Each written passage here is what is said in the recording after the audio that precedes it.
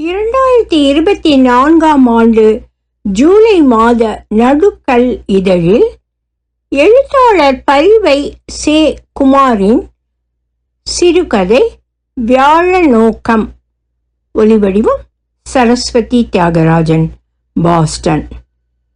நீ என்ன முடிவில் தான் இருக்க என்று சாமிநாத பெரியப்பா கேட்டபோது எனக்கு என்ன சொல்றதுன்னு தெரியல.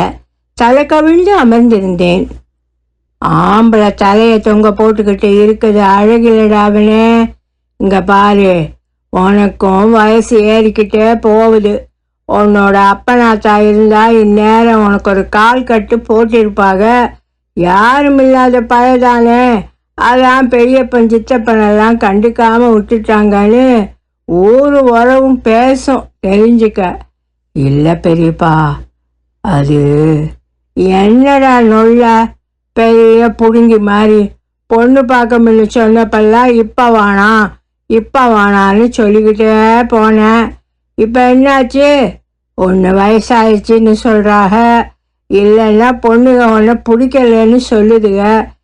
எங்கே போனாலும் ஏதோ ஒன்றால் தடைப்படுது. பெரியப்பா, அதுக்கு நான் என்ன பண்ணட்டும்?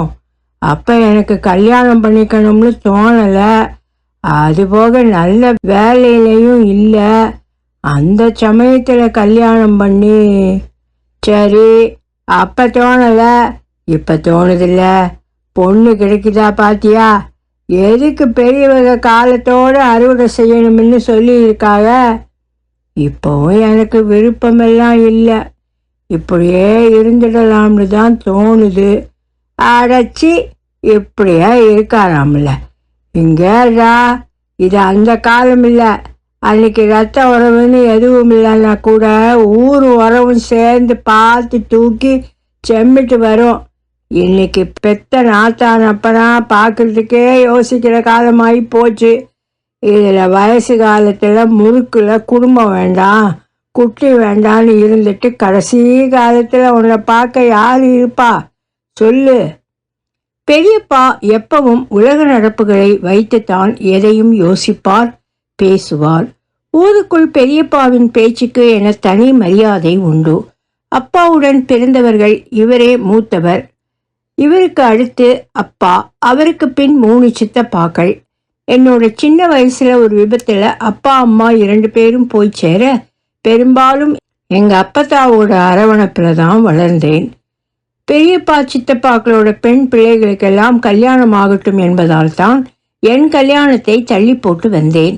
எல்லா குடும்பத்துக்கும் என்னாலான பண உதவியை செய்து இருக்கிறேன். என்றாலும் எங்க பெரியப்பா மட்டும் எப்பவுமே, இங்கே உனக்குன்னு ஒரு குடும்பம் வேணும், உனக்கு நீ சேமிச்சு வச்சுக்க பாரு, அக்கா தங்கச்சிக்கு கொடுக்கறதெல்லாம் ஒரு அளவோட வச்சுக்கன்னு சொல்லிக்கிட்டே இருப்பாரு. எங்க அப்பத்தா இருக்கும்போது இப்பெல்லாம் கல்யாணம் வேண்டான்னு சொன்னவன வலுக்கட்டாயமா பொன்னத்தியில ஒரு பொண்ணு இருக்கு, நமக்கு தூரத்து சொந்தம்னு சொல்லி கூட்டி போச்சு.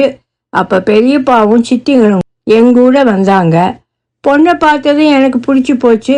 அவ்வளவு கலரினாலும் கருப்புல அவ அழகியாத்தான் இருந்தா. பேச்சு என்னை பத்தி போய்கிட்டு இருந்துச்சு.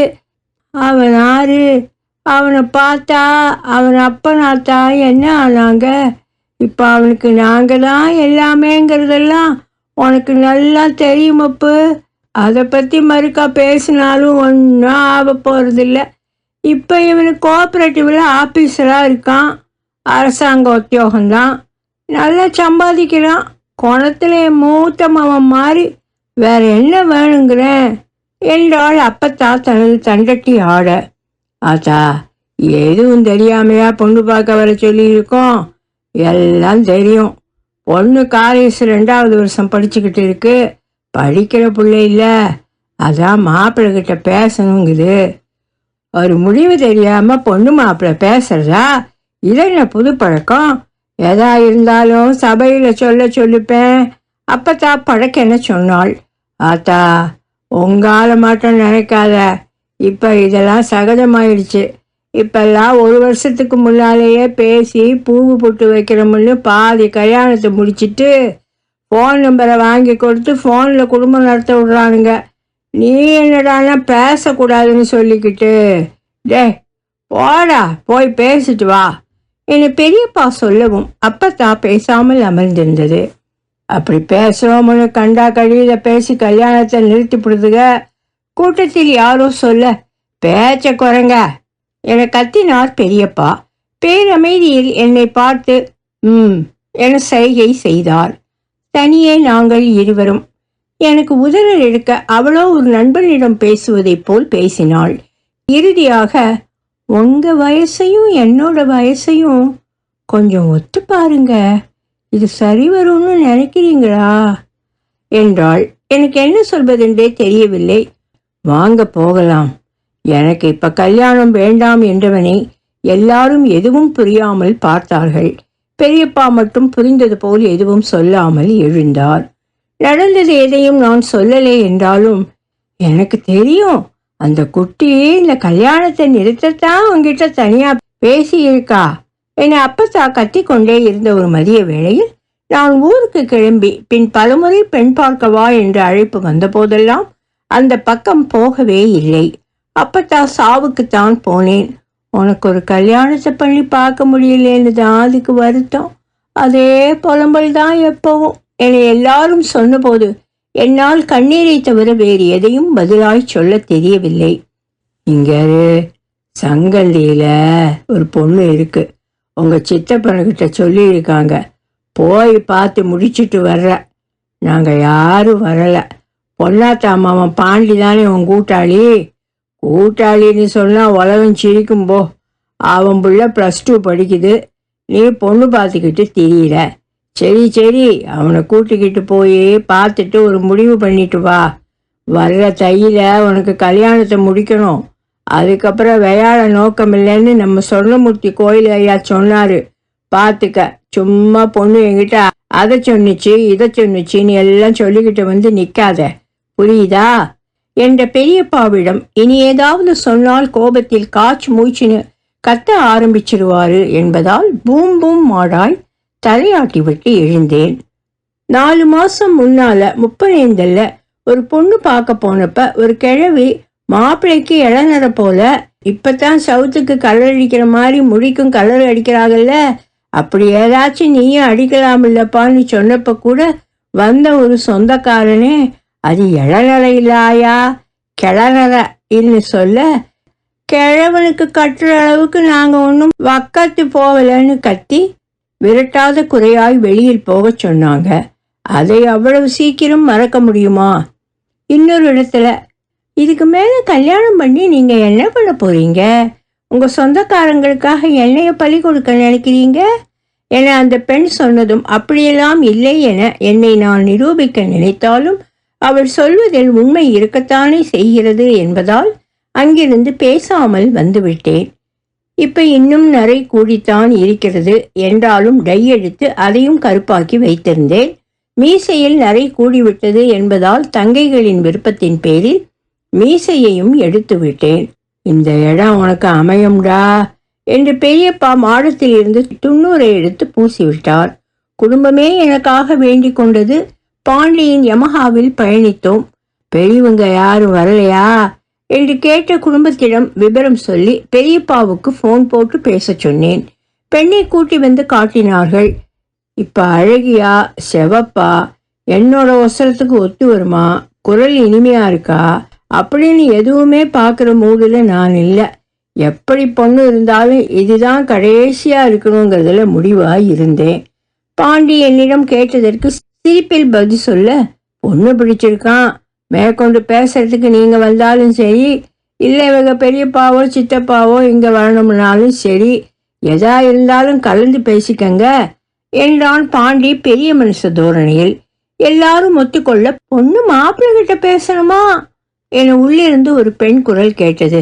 டேய் போடா என பாண்டி சொன்ன போது, இல்ல வேணாம் வாடா போலாம் என்றேன். மீண்டும் ஒரு முறை, எனக்கு அப்பா மாதிரி இருக்கீங்க, என்னைய கட்டிக்கிறேன்னு பொண்ணு பார்க்க வரலாமாங்கிற கேள்விய என்னால் எதிர்கொள்ள இயலாது என்பதை எப்படி அவனிடம் சொல்வேன்? எல்லாரும் சொல்லியும் என்னோட மனசை மாத்திக்கல. இனி கல்யாணங்கிற பேச்சே இல்லை என எனக்குள் சபதமிட்டு கொண்டேன். எனக்கு விதிச்ச வாழ்க்கை இதுதான் என்பதாய் மனசை தேய்த்திக்கிட்டு வண்டிக்கு போகும்போது கைக்குழந்தையுடன் எதிரே வந்த பெண்ணை பார்த்து, உனக்கு என்ன இப்ப அவசரம்? அங்க இருக்கிறதுக்கு என்ன? நீ இருந்தா ராசி இல்லைன்னு தானே அங்கிட்டு போய் இருக்க சொன்னோம்.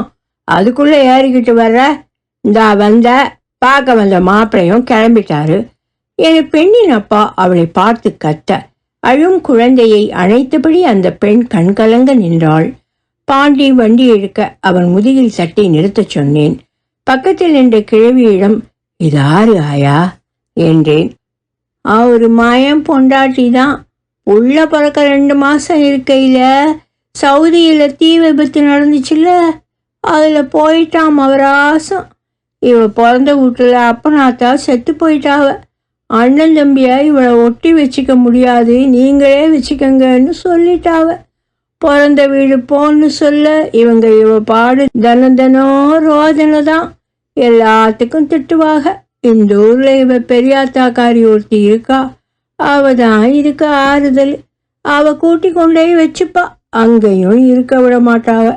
வேலைக்காரி மாதிரி கைப்புள்ளைய வச்சுக்கிட்டு இவ படுற பாடி இருக்கே, சொல்லி மாறாதியா. இப்ப நீ பார்க்க வேண்டிய பொண்ணு அதை 7-8 மாப்பிள்ளை பார்த்தும் எதுவும் அமையல. அதுக்கும் இவதான் காரணம்னு சொல்லிக்கிட்டு தீராவ. மகாலட்சுமினாலும் ஆம்பளை துணை இல்லைன்னா ஊர் மூதேவின்னு தான் சொல்லும் என்றாள். அவளையும் அந்த குழந்தையையும் பார்த்தேன். மனசுக்குள் ஏதோ நினைத்தவளாய் பெரியப்பாவுக்கு ஃபோன் செய்து, பொண்ணை பிடிச்சிருக்கு என்றேன். பாண்டி எதுவும் புரியாமல் என்னை பார்த்தான். ஒலிவடிவம் சரஸ்வதி தியாகராஜன், பாஸ்டன். எழுத்தாளர் பரிவை சே. குமார். சிறு முன்னுரை. கல்லூரியில் படிக்கும்போதே தினபூமி, மாலை மலர், சுபமங்களா போன்ற பல பத்திரிகைகளில் கதைகள், கவிதைகள் எழுதிய இவர் தற்போது அமீரகத்தில் பணிபுரிகிறார். தற்சமயம் வலைப்பூ, காற்றுவெளி, நடுக்கல், கேலக்சி, வாசகசாலை, யாவரும், கலக்கல் ட்ரீம்ஸ், தமிழ் நெஞ்சம், அகல், ஸ்வர்ணகமலம், எங்கள் பிளாக் உள்ளிட்ட நிறைய இணையதளங்களில் இவர் கதைகள், கட்டுரைகள் தொடர்ந்து எழுதி வருவதுடன் சிறுகதை தொகுப்புகளாக எதிர்சேவை, பரிவை படைப்புகள், வாத்தியார் வெளியிட்டு இருக்கிறார். வேரும் விழுதுகளும், திருவிழா, காளையன், சாக்காடு என்ற இவரது நாவல்களும் புத்தகங்களாக வெளிவந்திருக்கின்றன. தஞ்சை பிரகாஷ் வளரும் எழுத்தாளர் விருதும், கேலக்சியின் பாண்டியன் பொற்கிழி விருதும் பெற்றிருக்கிறார். பரிவை சே. குமாரின் விமர்சன கட்டுரைகளும் விருதுகள் பெற்றுள்ளன.